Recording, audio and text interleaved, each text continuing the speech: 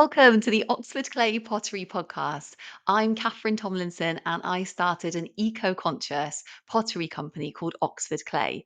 Now, Oxford Clay, I don't just make pottery, I also make books and courses for other potters who want to be more environmentally friendly in their pottery making. And that's what this podcast is all about. And I can't wait to get started. Let's go.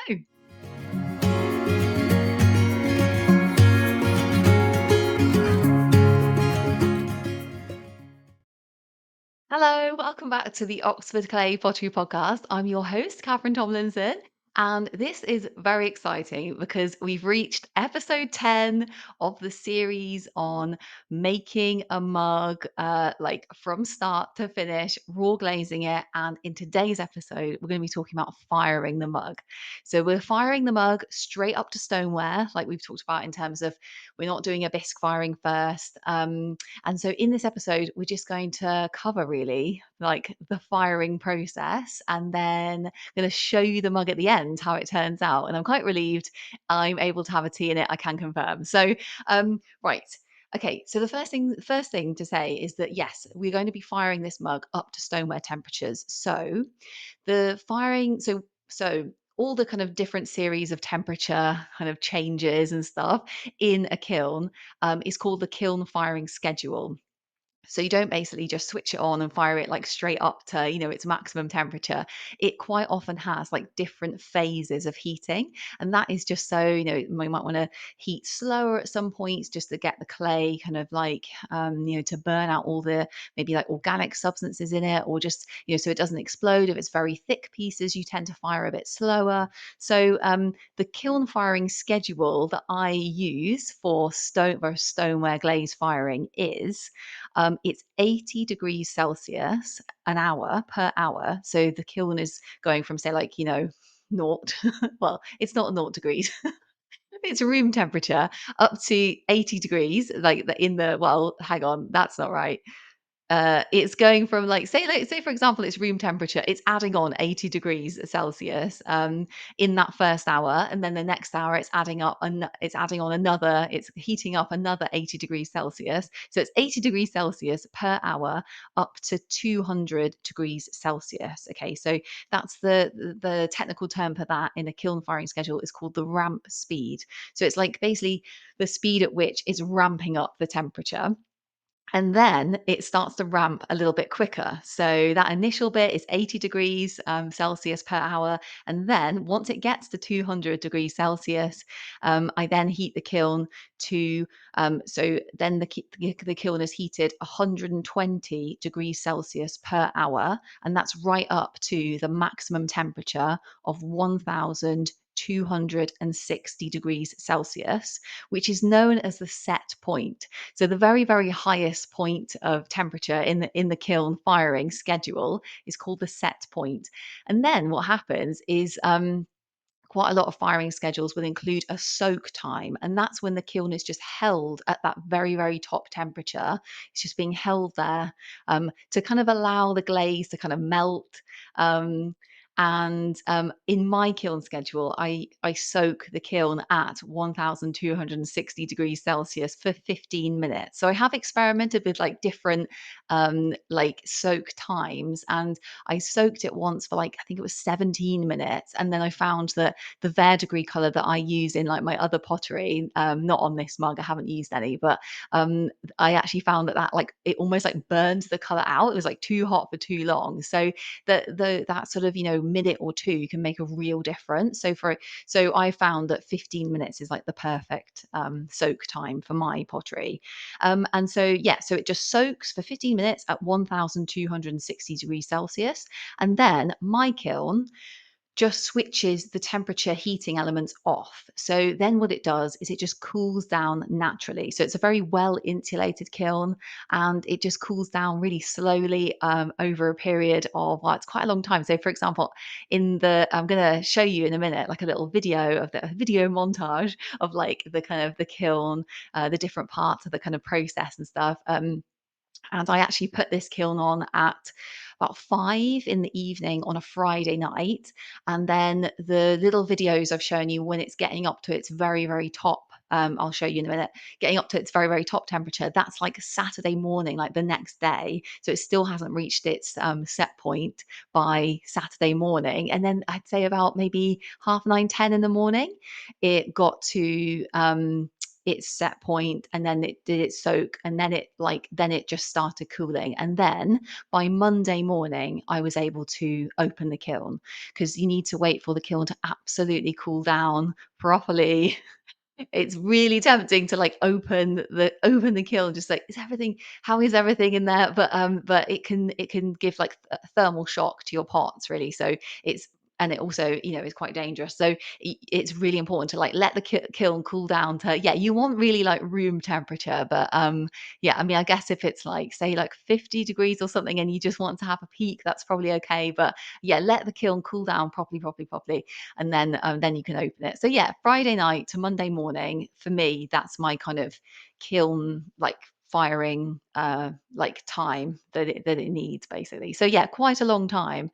But it's, yeah, you've got to like let it cool down all that time. And like some kilns actually will sort of control the way they're cooling, but my kiln doesn't do that. So like, for example, if a potter didn't want their kiln to cool down, like, as like maybe it's less well insulated, it's cooling down too fast or something, then sometimes the kiln can actually switch on to like, to kind of control the cooling. But yeah, my kiln just switches off. I could actually, I probably could put that into the controller, the kiln sort of temperature controller, which is just a little electronic timer sort of controller that sits like next to the kiln, and it like tells the kiln what temperature to do. So I probably could type in sort of like a kind of controlled cooling period, but my kiln doesn't need it. It's fine. It's so well insulated, it just cools down naturally. That's fine. Okay, so let's watch a little video of like, yeah, the kiln. So okay, so here we go. So this is the kiln ready to go. We packed it in episode 9. So I'm just closing the lid here. So yeah, if you want to see this, you can watch the YouTube version, but I'll describe what's happening. So what I'm doing now is I've closed the lid. It's a top loading kiln, and I'm just putting on a little latch, which is just a little kind of safety latch just to keep the lid closed. Um, and then it's got a little air vent at the bottom. So I'm just like closing that air vent off. And then I've got an isolator switch, electricity. So it's electric kiln, which we've spoken about. And I just need to switch the isolator switch on, and that switches on the control panel, which just sits right on the side of the kiln. And I've already programmed the kiln schedule that I spoke about at the beginning of the episode. I've already programmed that into my controller, and so I just select program 2. I've programmed program 1 to be the bisque firing, but we're not doing that. We're just going to go straight up to stoneware temperatures. So yeah, I'm just cycling through the temperatures there to check I got the right one. And yeah, it's program 2. Okay, so this is Saturday morning. And so yeah, I just pressed play on that. I don't know if you saw, there's a little button that just press go. So Saturday morning, and we're up to over 1,000 degrees, and it's already used, well, it's like red hot in the kiln. It's already used about 30 kilowatt hours of electricity. And then we're back. It's nearly at its set point. It's 1,214 degrees Celsius in there. Wow. And it's used 36 kilowatt hours of electricity. And again, it's like white hot in that kiln. Gosh, it's like, yeah, I've got a little sort of air vent in the side, and you can have a little look at just how hot it's got. Okay, so I managed to catch it here. This took quite a while to get, but I managed to catch it right at the set point, to where it switched to its soak time. And I just wanted to show you there that it's like even brighter hot in there. It's like white, white, white hot. So there we go. It's holding there for 15 minutes and then cooling down. Okay, so this is Monday morning, and it's 24 degrees. You can tell it's like summer. It'd be a little bit cooler otherwise in the UK, if it wasn't summer. So oh, here's the mug. Yeah, so I'm opening it up. It's 24 degrees in there, and the mug is, yeah, I'm so happy with that. It's all like fired properly. It's great. There's no cracks. The base is great, and there's a tiny bit of kiln on the bottom, tiny bit, and there's a couple of bits where I think the glaze might have fallen off in the kiln. You can see on the inside of the rim there. I think maybe because it's raw glaze, the glaze can just fall off the pot, and I think that might have happened on the inside of the rim, and it's just fallen inside the pot. So it's just made a kind of slightly rougher patch on the rim, but otherwise it's fantastic. Okay, so I don't know if you can see, but there are tiny, tiny little bits of kiln shelf on the base there, and what the next stage of like finishing off the mug that I do is literally just sanding the base, and I do that by just like twisting the base on a piece of sandpaper, just giving the mug a little rinse, just to get any of that sandpaper off, just under a tap, just like the kitchen tap, basically. Just dry it with a cloth, and the mug is it's ready to make a cup of tea in. So yeah, that's just this is me making my first cup of tea in the mug. So it's might be a bit weird to listen to on the podcast, but basically I'm pouring in the water. I've got this really nice soy milk. It's actually organic soy milk from France. It's so nice. And then I've got like a real top tip here for like if you want to make if you're really into tea and you really like a sort of soya tea, then soya milk tea, or I mean, I know lots of people use oat milk as well, and oat milk can be like quite creamy as well, can't it? But I actually put like a soya cream in my tea. This is my top tip, a little dash of soya cream, and it is so good in a cup of tea. So yeah, that's me with my two tea bag tea. Yeah, so the mug did work out like a little tiny bit smaller than I thought it was going to be, but like, that's always the case really when you make pottery. So yeah, I should measure it actually for you, shouldn't I? And then can tell you exactly how it turned out. Oh, yeah, it's a bit hot. Good to hold a mug by the handle, by the way. Yeah, so that's the first cup of tea. Okay, so yeah, here we are with the said mug of tea. I actually made a tea especially for the end of the episode. It's like, oh yeah, really looking forward to drinking this. So I'm really happy with the way the mug worked out. There was a tiny, tiny crack, like a cosmetic crack at the very, very sort of top, like well, sort of side of the handle, but it's been glazed over, and I know that's like a really strong joint now. Yeah, and it's a lovely mug to sip from. Yeah, like I said, there's this like slightly strange, like kind of rough bit on the inside of the mug, and I think that is where the glaze might have just fallen off during the firing process, which can happen to any pottery, but yeah, raw glazing, sometimes that does happen. The glaze just kind of falls off. But generally, yeah, it's a really great glaze. I'm really happy with the glaze that we made. It's a really lovely glaze. So yeah, just to say, if you wanted to make that glaze, like we've spoken about lots on this series, you can get the How to Make a Pottery Glaze workbook. That recipe is in there. And also, if you did want to like learn more about firing schedules, after like seeing this episode and or hearing this episode about like, kiln firing and stuff, then I've also made another free guide, which is also in the show notes. And that's just electric kiln firing schedule.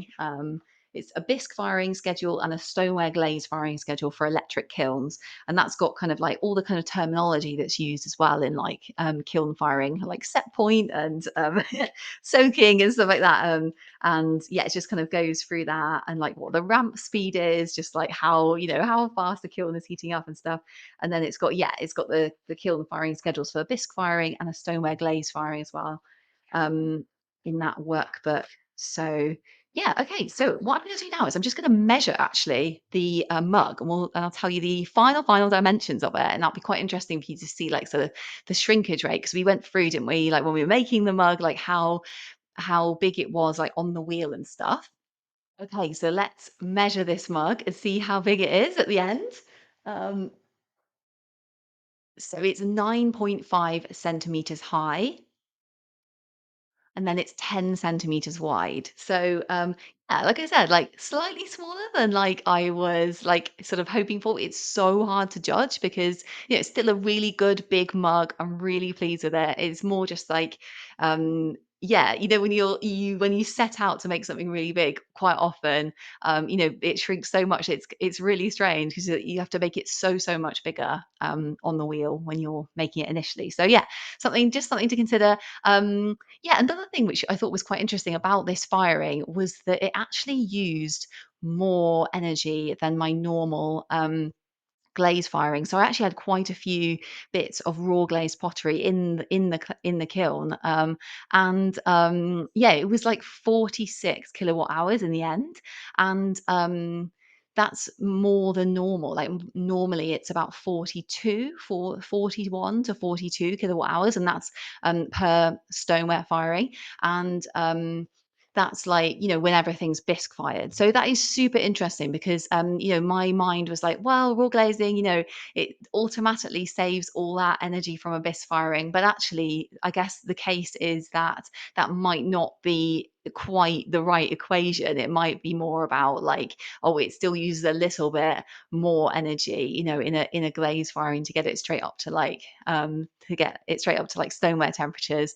So it doesn't completely cancel out all the energy used in a bisque firing. So that was really interesting. Yeah, I'd say I had probably about another kind of 4 mugs that were raw glazed, and a few other little dishes and some little Oxford hearts and stuff, which I kind of, yeah, like I said, when we packed the kiln, you saw, didn't you, like me placing them around. Some of those were raw glazed as well. So yeah, really interesting stuff. And I think another thing that's quite interesting about like, you seeing like the little montage of like the different energy used at each part of the kiln firing process, is that you can see just how much energy is used at that very, very top part of the kiln firing. So, I guess like to be, in terms of like eco consciousness, most of the energy is used to get that pottery up to the stoneware temperatures. So, I mean, like the thing is, I love firing stoneware because it's like the clay is fully vitrified. I know that I can put this mug in the dishwasher. I can even put it in the microwave if I need to. It's like, and like the glaze that I've used in on the mug is like, I know it's like food safe. They're just basically inert rocks. There was no colorants used at all. So I do love stoneware, and I love the kind of the look of the stoneware clay, and it's great for tableware. But if you were kind of doing more like decorative work or something, then it's just, yeah, I suppose that's really interesting thing to think about, how much energy is used at that very, the very top temperatures. And so earthenware is more, I've heard other potters talk about this actually, that earthenware glazing, earthenware pottery is more eco-conscious for that reason, the fact that it's like just uses lots less energy to fire. So yeah, so some interesting like reflections on the whole process. But I just wanted to say a massive, massive thank you to joining me, to you for joining me for this whole series on making a mug. It's been such a pleasure to do. It's been such a pleasure to like film all the videos, doing, actually it's been such a pleasure, and like talk to you about all the process as well. But it's been such a pleasure to like actually make something, and yeah, and like, yeah, record it and chat to you about it. And it's been so much fun to make. And just thank you so much, and for joining me. And yeah, hope you have a nice cup of tea too. And I hope, wishing you very happy potting. And yeah, I'm going to drink my cup of tea out of the mug, out the raw glazed mug. And yeah, until the next episode, wishing you very, very happy potting. And I'll see you then. Goodbye. Thank you so much for joining me on that episode. And if you want to find out more about eco friendly pottery, head over to the Oxford Clay website, which is www.oxfordclay.co.uk. Can't wait to see you there.